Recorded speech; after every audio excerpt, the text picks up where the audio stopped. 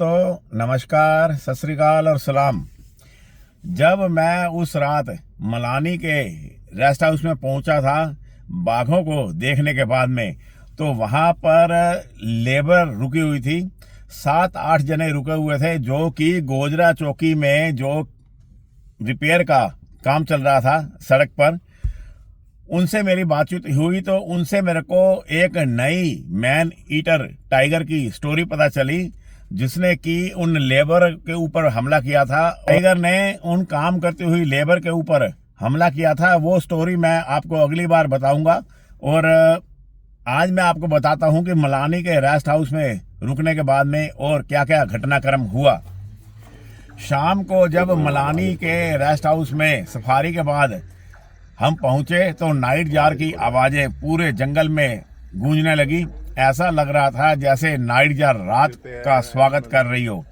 जैसे जैसे अंधेरा घिरता जा रहा था, काजल की तरह काली रात और ज्यादा भयानक होती जा रही थी। कभी गीदड़ की हूक सुनाई दे जाती थी, कभी उल्लू के द्वारा शिकार बना पक्षी जोरों से चिल्लाने लगता था। मलानी के जंगली नाले के किनारे उगे ऊंचे ऊंचे पेड़ों की ऊंची डालियों पर रात घिरने से पहले लंगूरों का एक दल अपनी रात गुजारने और मांसाहारी शेर व गुलदार से बचने के लिए सुरक्षित बैठा हुआ था। सबसे ऊंची व सुरक्षित मजबूत डाल पर झुंड के सबसे स्ट्रॉन्ग लंगूरों का कब्जा था। लंगूरों को सबसे ज्यादा खतरा जब वो पानी पीने जाते हैं तब होता है। यहाँ कई बार वो नीचे उतरकर घास, फल, फूल आदि खाते हैं। कई बार अच्छा खाना जमीन पर ही मिलता है। जब पेड़ों में गैप ज्यादा होता है तब भी लंगूर जमीन से होकर आगे दूसरे पेड़ों को ऊपर जाते हैं। नहीं तो अगर पेड़ पास पास हो तो वो ऊपर ही एक पेड़ से दूसरे पेड़ पर जंप ले लेते हैं। लेकिन जब पेड़ों में गैप ज्यादा हो जाए तो तब उन्हें मजबूरन में नीचे उतरना पड़ता है। और उस समय भी घास व झाड़ियों में छिपे बाघ या तेंदुओं का शिकार वो बन जाते हैं। इसके अलावा ठंड के समय लंगूर जमीन पर धूप में भी बैठते हैं, उस समय भी उन पर खतरा सदा मंडराता रहता है। मैं अपने कमरे से बाहर बरामदे में खड़ा था। कभी कभी नीचे नाले से आहट आती थी। जान पड़ता था कि हिरणों का कोई दल पानी पीने आया है। कौन जानता है कि बाघ या तेंदुआ भी हो सकता था। घनी काली रात के पर्दे के पीछे एक ही रात में कितने जानवर मारे या खाए जाएंगे। पलंग पर सुरक्षित लेटा मैं सोच रहा था कि शाकाहारी कमजोर जानवर कितने असुरक्षित होंगे और बेसब्री से दिन का इंतजार कर रहे होंगे। सुबह 6 बजे सफारी का वक्त था। सुबह 6 बजते ही हम चल पड़े। सीधे उस बड़ तिराहे के पास जा पहुंचे जहां कल बाघ के दर्शन हुए थे। उस बरगद के विट वृक्ष से पूछा, क्या यहाँ बाघ दोबारा आया था? लेकिन सुबह की नींद में वो जो विट वृक्ष था वो खामोश खड़ा रहा। आगे बढ़ चले। कुछ आगे जाने पर एक चीतल हिरन नजर आया। कच्चे रोड के किनारे वो घास चर रहा था। हम जिप्सी खड़ी करके उसे देखने लगे। वो कुछ लंगड़ा कर चल रहा था। जान पड़ता है किसी पहाड़ी चट्टान से गड्ढे में गिरकर उसकी टांग में चोट लगी होगी। अवश्य रात को किसी भूखे राक्षस का शिकार बन जाएगा यह अभागा हिरन, क्योंकि कुदरत जितनी हसीन व खूबसूरत है उतने ही क्रूर व निर्दयी भी है। कमजोर व घायल के लिए जंगल में कोई दया नहीं है। आगे चल पड़े। चीतल हिरनों का झुंड मिला। कुछ तो जंगल के अंदर भाग गए, कुछ जिप्सी के आगे आगे चलने लगे। इनमें से कुछ तो बच्चे थे। अरे भाई रुक जाओ, मत भागो। तुम्हारे यहाँ मेहमानों के साथ क्या ऐसा ही बर्ताव किया जाता है? कल शाम को जहां जंगल में लंगूरों, चीतलों और सांबरों ने चिल्ला चिल्लाकर आसमान सिर पर उठा रखा था, आज सुबह वो जंगल शांत था। जंगल में एक जगह पहाड़ी से रिस रिस कर पानी बहता है। वहां पर वन विभाग के द्वारा 2-3 फीट ऊंची दीवार करके पानी को इकट्ठा किया गया है। इसी छोटे से तालाब के पास जिप्सी खड़ी कर इंतजार करने लगे। शायद वनराज पानी पीने या नहाने आ जाए। हमारे साथ एक जिप्सी और खड़ी थी। तभी जंगल के भीतरी भाग से काकड़ के बोलने की आवाजें आने लगी। काकड़ लगातार बोलता ही जा रहा था। यह काकड़ नहीं बोल रहा था, यह जंगल बोल रहा था। और जंगल हमेशा बोलता है। जंगल की भाषा अगर समझ में आ जाए तो बगैर देखे ही बता सकते हो कि जंगल के भीतरी भागों में बाघ है या लेपर्ड है। काकड़ की आवाज तेज व कुछ भौंकने जैसी होती है, इसलिए इसे बार्किंग डियर भी कहते हैं। काकड़ बाघ को देखकर बोल रहा है या लेपर्ड को देखकर बोल रहा है, इसमें थोड़ा सा अंतर होता है। आइए पता करते हैं कि काकड़ बाघ को देखकर बोल रहा है या लेपर्ड को देखकर बोल रहा है। बाघ को देखकर काकड़ बहुत तेज व लगातार भौंकता है। बाघ क्योंकि ज्यादा बड़ा और खतरनाक शिकारी होता है, काकड़ बाघ से ज्यादा डरा हुआ रहता है और ज्यादा सतर्क रहता है। तेंदुआ भी काकड़ को मारकर खा जाता है, किंतु वो बाघ से थोड़ा छोटा होता है। काकड़ तेंदुआ को देखकर भी भौंकता है, किंतु आवाज उसकी बाघ को देखने के मुकाबले थोड़ी धीमी होती है। बाघ को देखकर तो जो काकड़ है वो लंबे समय तक बोलता है, लेपर्ड को देख करके वो कम समय तक बोलता है।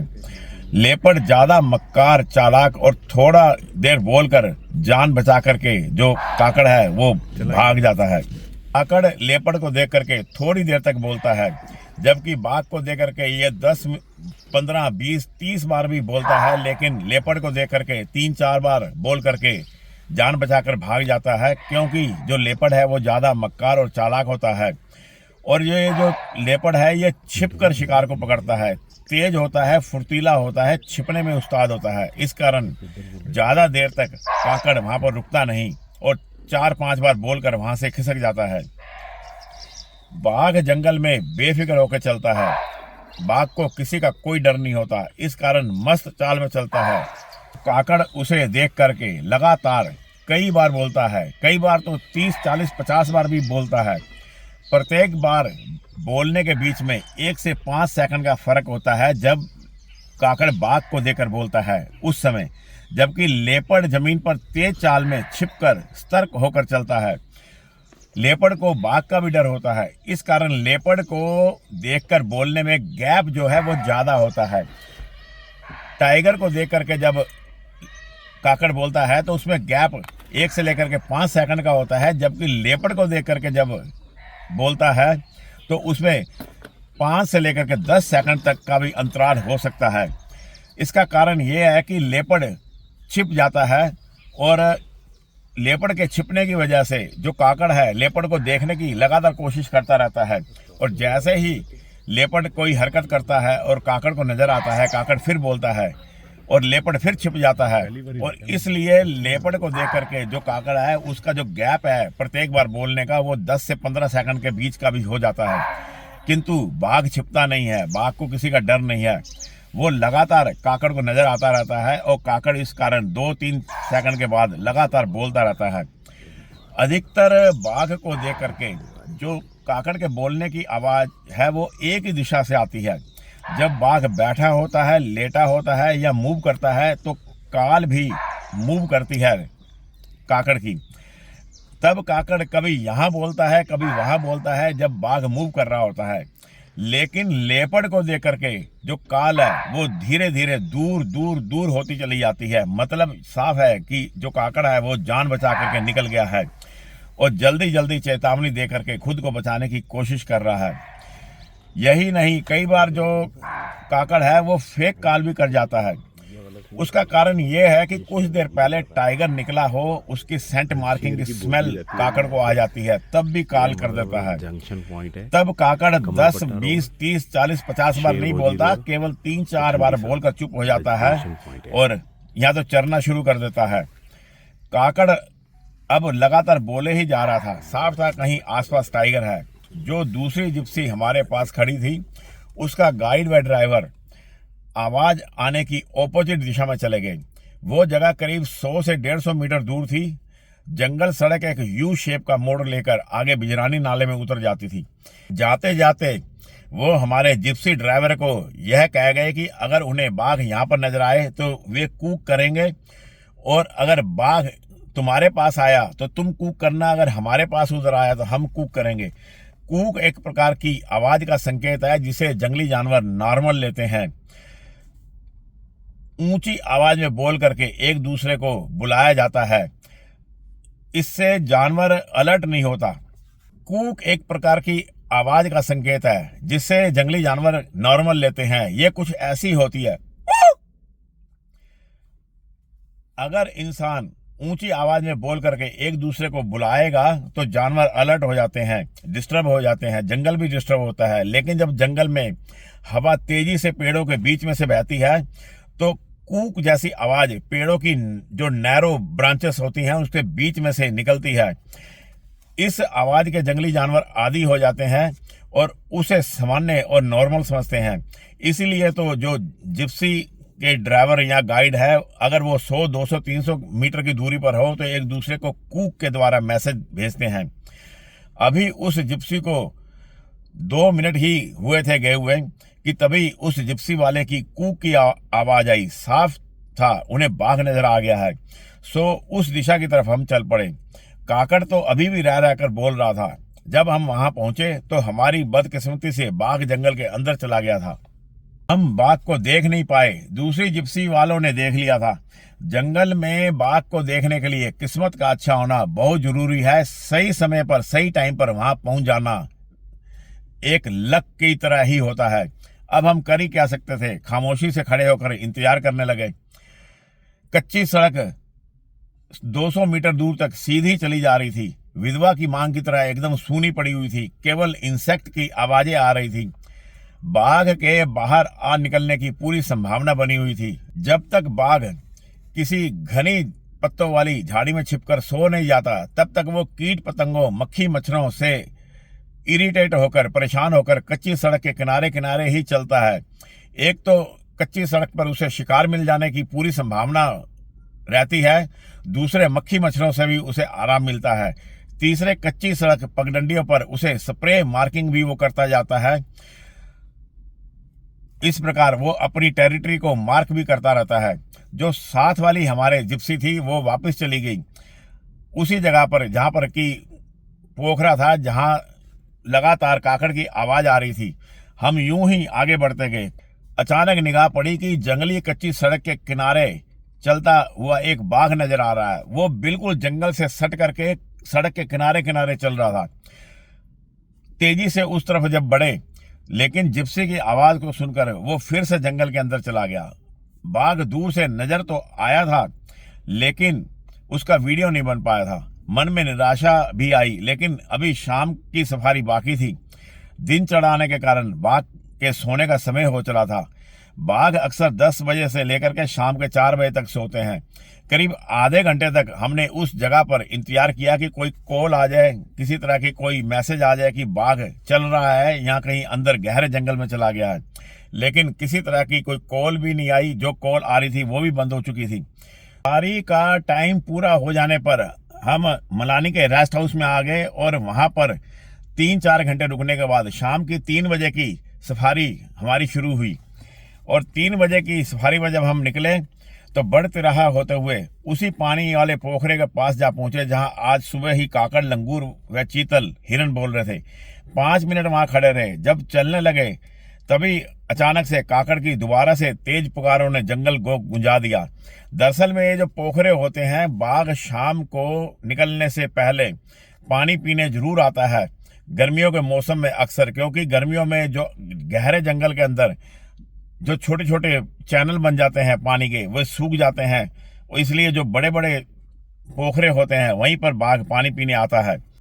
जान पड़ता है सुबह 9-10 बजे जंगल के इसी टुकड़े में बाघ किसी गहरी झाड़ी में छिपकर सो गया होगा। और अब जब शाम के 4 बजे थे और मार्च का सूरज भी थोड़ा धीमा हो चला था, अपने सोने की जगह से बाघ उठकर आलस उतारने के लिए टहल रहा होगा तो काकड़ की निगाह में चढ़ गया और काकड़ की आवाज को सुनकर हम भी रुक गए। यही नहीं, 10-12 और जिप्सियां जो डे विजिट के अंतर्गत जंगल में आई थी वे भी वहां आ गई। दूसरी वाली तरफ से अब तक एक चीतल भी बोलने लग गया था। दिख पड़ता है बाघ जंगल के जिस टुकड़े में था उसके एक तरफ काकड़ व दूसरी तरफ चीतल लगातार पुकार रहे थे।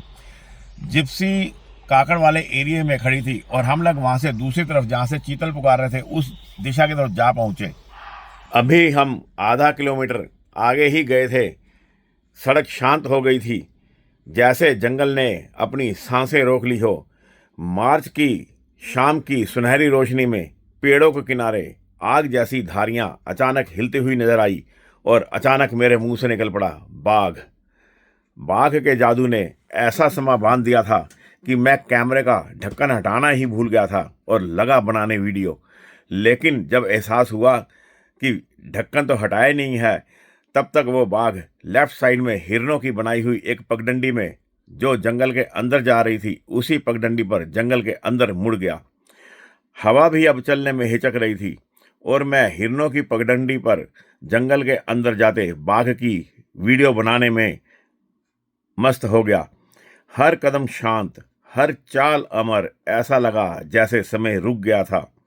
हम जंगल के मेहमान थे और वो बाघ जंगल का भगवान, और उसे हम अपने सामने चलते हुए देख रहे थे। धीरे धीरे वो झाड़ियों में जा छिपा और झाड़ियों ने उसको अपने आलिंगन में ले लिया। हमारे भाग्य का जोर था कि जितनी भी जिप्सियां थी वह दूसरी दिशा की तरफ खड़ी थी और हम अकेले ने इस बार फिर बाघ को देख लिया। बिजरानी के बाघ डिकाला के बाघों के मुकाबले ज्यादा शर्मीले हैं, तभी तो देखते ही छिप जाते हैं। बाघों के फेर में कब शाम के 5 बज गए पता ही नहीं चला। सो अब बिजरानी की तरफ लौट पड़े।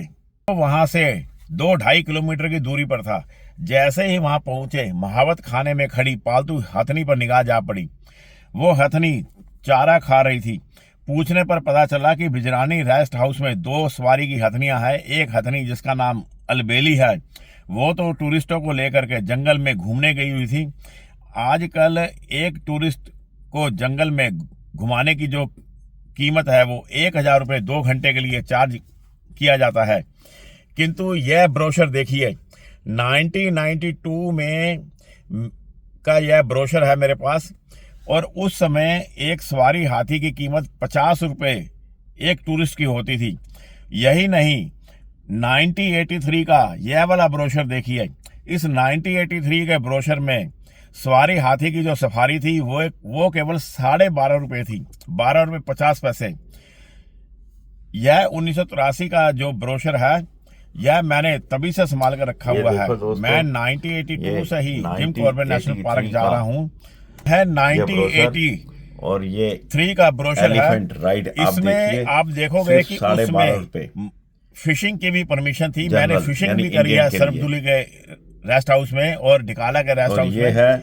इसके अलावा उसमें टेंट लगाकर भी रहते थे। और ये देखिए टेंट का आप प्राइस देखिए, उस समय के आप रूम के प्राइस देखिए। आज जो रूम का प्राइस है वो करीब 5000 रुपए के आसपास पड़ता है। और उस समय का ये प्राइस देखिए, आप खुद ही देखिए कि क्या प्राइस था उस समय में। यह जो हथनी सामने खड़ी चारा खा रही है, इसका नाम रानी है। इस रानी के लिए ये जो सामने खड़ा है ये चारा कट है, और यह चारा कट इस रानी के लिए चारा काट करके जंगल से लाया था। और चारा काटने में चारा कट को करीब 2 घंटे का समय लग जाता है। और ये जो रानी है इसका जो महावत है वो कोई असम का रहने वाला आसामी महावत है। चारा लाने में जो चारा कट होते हैं उनको सदा खतरा ही रहता है। ऐसे ही 1983 में चूहा सोत के घने जंगल में महेश चारा कट की वो शक्ल मेरी आंखों में घूम गई, जो शेरू शेर के द्वारा मारा गया था। 1984 में सूबेदार अली उसमें चारा कट था और बाद में सूबेदार अली महावत बन गया था। और मैंने सूबेदार अली की हथनी पर कई बार सवारी करी है। 1984 में सूबेदार अली चाराकट को भी इसी शेरू शेर के द्वारा बुरी तरह से घायल कर दिया गया था। उसकी स्टोरी भी मैंने डाली हुई है। इन दोनों को मैं अच्छी तरह से जानता हूं। और महेश को तो मैं मिला था, और उस समय महेश चाराकट की उम्र ज्यादा नहीं थी, 22-23 साल का वो जवान लड़का था। बिजरानी की पालतू हथनी रानी से विदा लेकर के जब हम मलानी की तरफ लौट रहे थे तो बिजरानी के चौड़ में बिजरानी नाले के पास एक पेड़ पर लंगूरों का एक झुंड नजर आया। वे सब लंगूर पेड़ों पर चढ़े हुए थे, होंगे 15-20 की संख्या में। और रात घिरने से 1 घंटा पहले ही यह लंगूर आ गए थे इस पेड़ पर रात बिताने के लिए। लंगूर यह बात जानते थे कि रात घिरने से पहले उस पेड़ की ऊंची डालियों पर जाकर के सुरक्षित हो जाना जरूरी है। चारों तरफ खुला मैदान था। बाघ से तो पेड़ के ऊपर चढ़कर बचा जा सकता है, किंतु लेपर्ड से यह तरकीब काम नहीं आती, क्योंकि लेपर्ड भी पेड़ पर चढ़ने में एक्सपर्ट होता है। कुछ देर तक उन लंगूरों को देखते रहे और उसके बाद आगे बढ़ चले। और जो कच्चा रास्ता था वो बिजरानी नाले के अंदर उतर गया था। इसी बिजरानी नाले के अंदर मैंने कई बार पैदल ट्रैकिंग की है। और ये बात 1984, 85 की और 1996 की, 1995 की, 1998 की बातें हैं। और आज तो आप एक पैर भी जिप्सी से नीचे नहीं रख सकते। कितना बदल गया है इन 30-40 सालों में कॉर्बेट का जंगल। सोचते हुए आगे बढ़ चले। करीब 2 किलोमीटर आगे चलने के बाद लेफ्ट साइड में एक वन चौकी नजर आई, जहां मेरा पुरानी पहचान का एक फॉरेस्ट गार्ड जिसका नाम बसंत है वो मिला। उस वन चौकी के सामने एक तालाब है, उसके आसपास भी कई लंगूर थे। दसियों लंगूर पेड़ों की ऊंचाइयों पर जाकर बैठे हुए थे और कई चढ़ने की तैयारी कर रहे थे और दसियों लंगूर पानी पी रहे थे। अंधेरा होने में कुछ समय पहले ही ये लंगूर दल बनाकर पानी पी करके जलाशयों के पास पेड़ों पर रात बिताने के लिए जा बैठते हैं। और अगर कोई लंगूर रात को प्यास सताने पर नीचे उतरता है तो जमीन पर उसे बाघ का पूरा खतरा होता है। रात को लंगूरों की निगाह उतनी तेज नहीं होती जितनी दिन में होती है। इस कारण एक बार पेड़ के ऊपर बैठ जाने के बाद लंगूर फिर सुबह ही नीचे उतरते हैं। लंगूरों से विदा लेकर के आगे चल पड़े और अंधेरा घिरते घिरते मलानी जा पहुंचे। अगली सुबह 5 बजे उठकर चाय पी करके अपना सामान बांधा और मलानी के कर्मचारी से विदा लेकर के चल पड़े, क्योंकि हमारी 2 नाइट पूरी हो गई थी। उसके बाद जैसे ही हम उसी वन चौकी के पास पहुंचे जहां पिछली शाम ढेर सारे लंगूर पानी पीते हुए नजर आए थे, तभी हमारे पीछे वाली जगह से जहां से हम आए थे चीतल रह रहकर पुकारने लगा। और एक जगह खड़े होकर के हम सुनने लगे कि चीतल की आवाज किस दिशा की तरफ से आ रही है। खड़े होकर इंतजार करने के बाद में जब हमने देखा सुना कि चीतल लगातार पीछे की तरफ से पुकार रहा है, हमारे लेफ्ट साइड का जो जंगल है उस जंगल के अंदर से उसकी आवाज आ रही है, तो जिप्सी को मोड़ करके उस दिशा की तरफ चल पड़े। करीब 1 किलोमीटर पीछे जाने के बाद में लेफ्ट साइड में एक घना जंगल था। उस जंगल के पेड़ों के गैप में से दूर दूर तक नजर आ रहा था, क्योंकि जिस जगह हम खड़े थे वो हल्की पहाड़ी थी और यह पहाड़ी 40 डिग्री का ढलान बनाती उतर रही थी। और जहां पहाड़ी की उतराई समाप्त हो जाती थी वहां पर समतल मैदान था। और उन पेड़ों के गैप में से हमने देखा कि दूर एक बाघ नजर आया, जो हमारी दिशा की तरफ सीधा ना आकर के थोड़ा एक एंगल बनाता हुआ चला आ रहा था। काफ़ी कोशिश करने पर भी मेरे कैमरे के फोकस में फ्रेम में वो नहीं आया, लेकिन उसको अच्छी तरह से देखा और कितनी देर तक उसको देखते रहे। बड़ी शान से वो एक एक कदम बढ़ा करके आगे बढ़ता चला जा रहा था। जिस जगह वो जा रहा था हम उस दिशा की तरफ चल पड़े, क्योंकि उससे यह अनुमान था कि वो एक कच्ची सड़क पर आ करके जरूर पहुंचेगा। हम इंतजार करने लगे, लेकिन 10 मिनट के बाद अचानक हमने देखा कि एक पूरा बलशाली तगड़ा जंगली सुअर कच्ची सड़क पर हमारी दिशा की तरफ ही चला आ रहा है। उस सुअर का वजन कम से कम 2.5 मन से कम नहीं होगा। हमें देखकर पहले तो वो कुछ देर ठिठका, कुछ देर हमारी तरफ उसने देखा और देख करके फिर वापस चला गया। पता नहीं वो किस उद्देश्य से आगे जाना चाहता था। वापस भी तो जा सकता था, लेकिन वापस जा करके वो फिर लौट आया और सीधा हमारी अब जिप्सी की तरफ ही बढ़ चला। उसके बाद में कुछ कदम आगे बढ़ करके वो रुक गया और अचानक ही लेफ्ट साइड में पहाड़ी के ऊपर चढ़ गया। उसी पहाड़ी की तरफ जिस साइड से बाघ भी हमारी दिशा की तरफ ही आ रहा था। वो बलशाली सुअर 8-10 कदम पहाड़ी पर चढ़ा और उसके बाद जंगल में वो गुम हो गया। उस पहाड़ी के ऊपर चढ़ने के बाद ही अचानक से जो सुअर था वो बुरी तरह से घुरघुराया, चीखा और झाड़ियों में तूफान आ गया। जान पड़ता है बाघ भी चलता हुआ उसी दिशा की तरफ वो ऊपर आ गया था। या तो बाघ ने उसका पीछा किया था या जंगली सुअर उसके हत्थे चढ़ गया था और निकल करके भाग गया। झाड़ियों में काफी देर तक हलचल होती रही और बुरी तरह से जो सुअर था वो चिल्लाता रहा और उसके बाद अचानक वहां पर शांति छा गई। जान पड़ता है वो जो सुअर था वो बाघ के हाथों से छूट करके जान बचा करके निकल गया था। और इसकी वजह से बाघ की जो डायरेक्शन थी वो भी चेंज हो गई होगी, क्योंकि काफ़ी देर तक हम वहाँ पर इंतजार करते रहे और बाघ सड़क पर नहीं आया। हमारी तो 10 बजे की ट्रेन थी वापस दिल्ली जाने की, सो कुछ देर तक हमने इंतजार किया। ज़्यादा देर हम इंतजार नहीं कर सकते थे और वापस चल पड़े। वापस जाने के बाद में उसी चौकी को पार करके जहाँ पर लंगूरों का झुंड हमें पानी पीने के लिए शाम को मिला था, उसको पार करने के करीब 1 किलोमीटर के बाद में 3 सांबर का एक परिवार हमें नजर आया। और पूरे 7, 8, 10 मिनट तक उन सांबरों ने हमें दर्शन दिए और हम भी इत्मीनान से खड़े हो गए।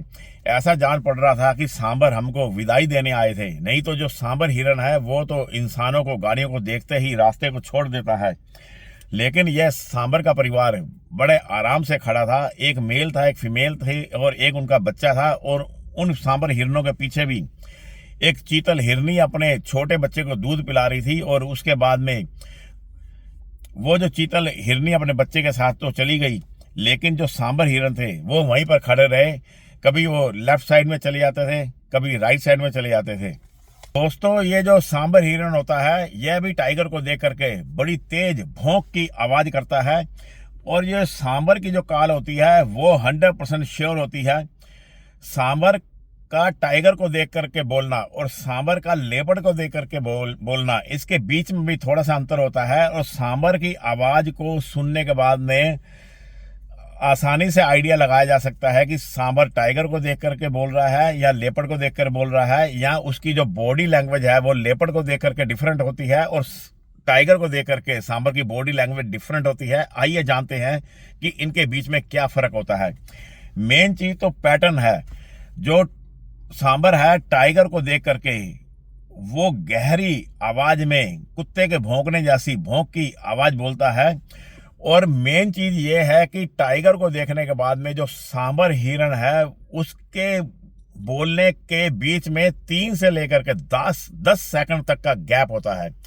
यानी वो 3 से लेकर के 10 सेकंड के अंतराल के बीच में आवाज देता है।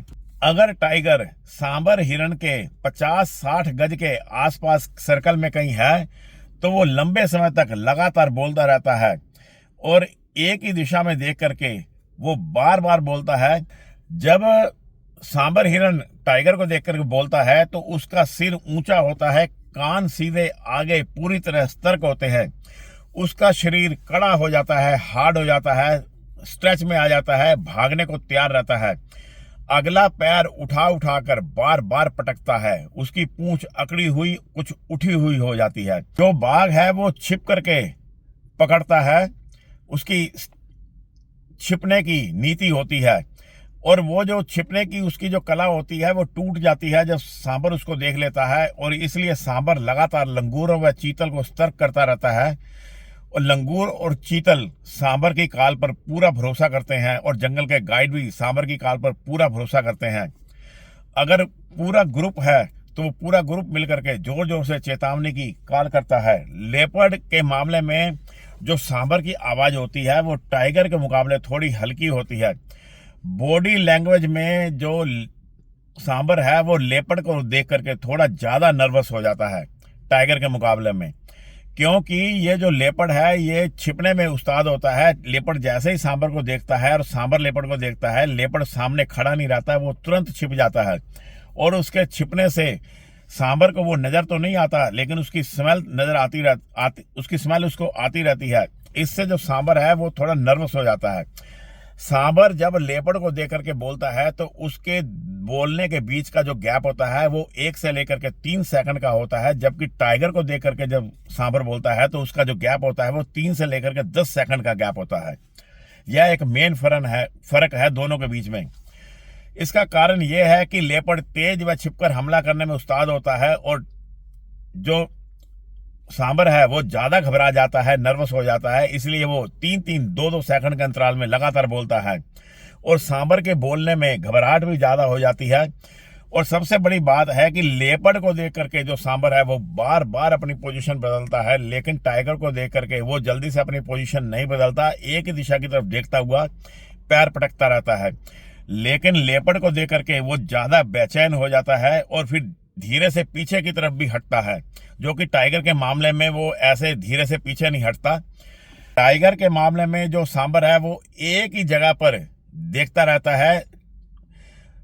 जो सांबर है उसका सिर लॉक हो जाता है, एक ही जगह वो लगातार देखता रहता है। लेकिन लेपर्ड के मामले में उसका जो सिर है वो बार बार दाएं बाएं घूमता है, दिशा बदलता रहता है। और सबसे इंपॉर्टेंट बात है ये है कि सांबर लेपर्ड को देखने के बाद अपने पीछे भी गर्दन घुमा करके देखता है, लेकिन टाइगर के मामले में वो ऐसा नहीं करता। इसका मेन कारण ये है कि जो टाइगर है उसको जंगल में किसी से डर नहीं है, वो बिल्कुल चौड़े में बेफिक्र होकर के आता है। और जब एक बार सांबर टाइगर को देख लेता है तो फिर टाइगर की छिपने की जो स्थिति होती है वो खत्म हो जाती है, तो फिर टाइगर अपने को छिपाने की कोशिश नहीं करता। लेकिन लेपर्ड जो है वो शुरू से ही छिप करके आगे बढ़ता है, और कुछ देर के लिए जब सांबर उसको देखता है तो लेपर्ड फिर छिप जाता है। पूरे 7-8 मिनट दर्शन देने के बाद में जो सांबर की फैमिली थी वो जंगल के अंदर चली गई, और हम भी आगे बढ़ गए। और बिजरानी का रेस्ट हाउस पार करने के बाद में वन देवी का जो मंदिर है उसको भी हम पार करके, और जाते हुए वन मंदिर में वन देवी को धन्यवाद देना नहीं भूले कि उसने हमें वनराज के बार बार दर्शन कराए, और अच्छी वाइल्ड लाइफ के इस बार हमें दर्शन हुए।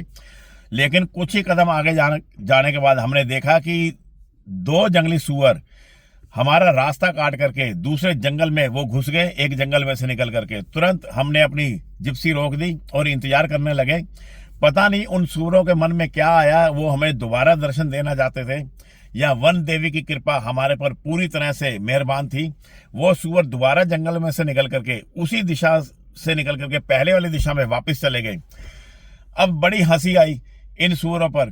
भाई, अगर तुमको एक जंगल से निकल करके दूसरे जंगल में जाना था तो तुम चले गए, लेकिन फिर वापस पलट करके क्यों आ गए तुम? यानी हमें 2-2 बार उन सूअरों ने दर्शन दिए। और उससे हद तो ये हो गई कि वो जंगल में आने के बाद में हमारे किनारे ही खड़े हो गए और हमें बार बार धमकाने लगे, घुड़की देने लगे। और अगर हम नीचे होते तो अवश्य वो हमला कर देते, लेकिन हम तो जिप्सी के कवच में बैठे हुए थे। और कुछ देर हमें घुड़की देने के बाद, डराने धमकाने के बाद वो जो सूअर थे वो जंगल के अंदर चले गए। और इसके बाद में हम आमडंडा गेट से बाहर आ गए और हमारी 2 दिन की जो मलानी का सफर था वो समाप्त हो गया। इसके बाद में मैं आपको स्टोरी सुनाऊंगा मलानी के रेस्ट हाउस से आगे जो गोजरा की चौकी है, वहां पर मैन ईटिंग की जो घटना हुई थी, जो मुझे वहां की लेबर के द्वारा, मजदूरों के द्वारा बताई गई थी। बहुत ही रोचक घटना है, वो मैं अगले सैटरडे आपको सुनाऊंगा। तब तक अपना ख्याल रखना मेरे साथियों। नमस्कार, सत श्री अकाल और सलाम साथियों।